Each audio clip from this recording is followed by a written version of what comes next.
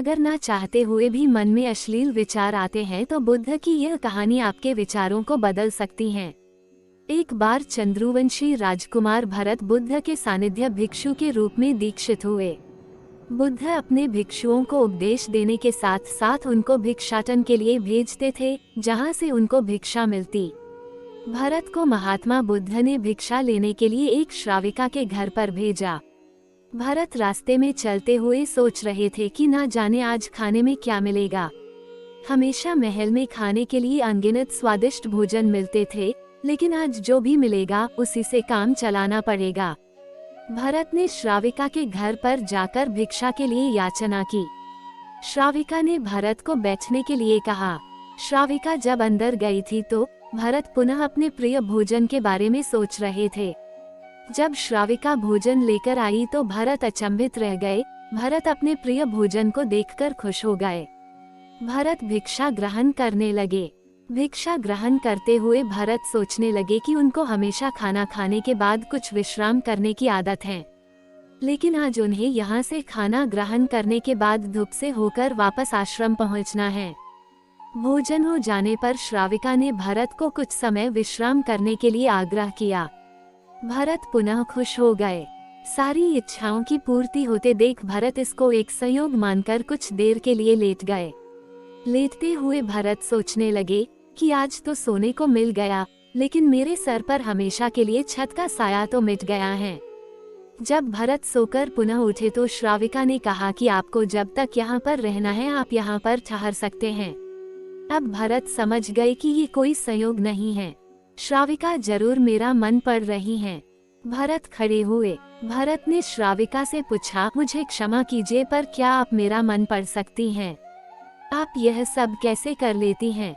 श्राविका ने कहा, शुरू में मेरे लिए ये कठिन था, लेकिन मैंने खुद के विचारों को देखना शुरू किया। शुरू में मेरे विचारों की संख्या अनगिनत थी, पर मैंने अपना पूरा ध्यान उन विचारों पर केंद्रित किया।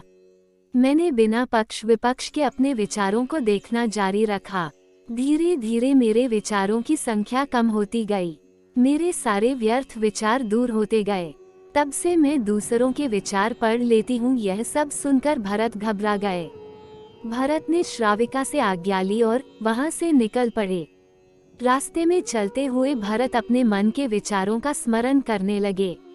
भरत के मन में श्राविका के बारे में अश्लील विचार आए। श्राविका ने भरत के बारे में क्या सोचा होगा? भरत को खुद पर शर्म आ रही थी। भरत आश्रम पहुँचे। भरत ने बुद्ध से कहा कि अब से वो कभी भिक्षाटन के लिए नहीं जाएंगे। बुद्ध ने भरत को नीचे बैठाया और कहा, क्या हुआ, तुम मुझे अपनी व्यथा विस्तार से बताओ। भरत ने विस्तार से सारी बात बताई।